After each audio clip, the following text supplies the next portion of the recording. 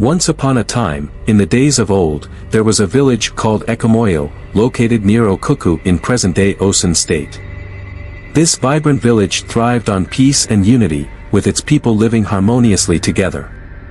The women excelled at processing palm oil and trading agricultural produce, while the men were skilled farmers and hunters, with a strong focus on cocoa cultivation. In the eastern part of the village flowed a stream, the primary source of water for the community. The villagers relied on it for their daily needs, and it was especially important for those involved in palm oil processing. Young girls would rise early each morning to fetch water, believing it was the best time to collect it before it was used for other purposes. Ekamoyo was ruled by a king, a descendant of Odujuwa, who had migrated from Oyo town with his brother. The village celebrated an annual festival called Otian, during which friends from neighboring villages would come to join in the festivities. One fateful day, while the young women were at the stream, they discovered 4 lepers bathing in the water. This sight alarmed the villagers, as leprosy was highly contagious and the presence of the lepers in their only water source posed a serious threat. Concerned for their safety, the villagers convened to discuss the situation. After much debate, they raised their concerns to the king, who consulted the oracle. The villagers were instructed to make sacrifices to appease the spirits. Following the rituals, the king ordered the hunters to embark on a quest to find a new location. They received specific instructions. They must seek a place where they could find and kill an elephant, which would signify their new village site.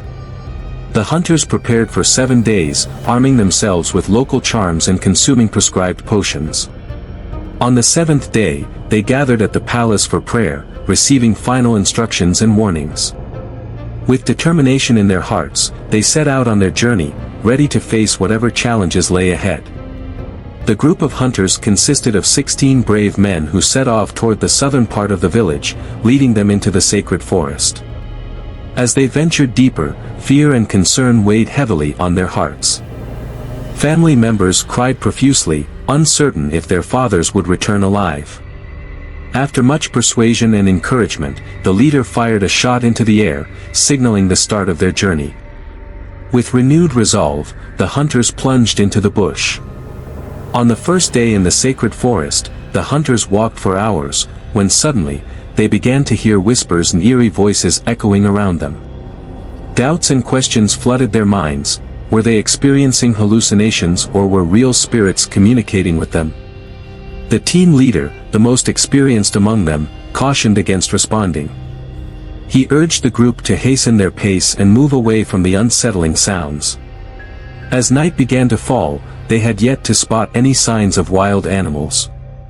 The dark sky loomed overhead, and the hunters found a small hut where they decided to spend the night, weary from their long trek. Meanwhile, back in the village, the situation was becoming dire as the community awaited the hunters' return. With no clear signs of their fathers, daily life was disrupted. The palm oil processing plant had ceased operations, and families struggled with dwindling water reserves in their pots. Many could not bathe, leading to unpleasant odors and health issues, particularly among the children. Even the traditional healers faced challenges, unable to prepare remedies for the sick due to the lack of water and resources. The hardships were hitting everyone hard, casting a shadow of despair over Ekamoyo.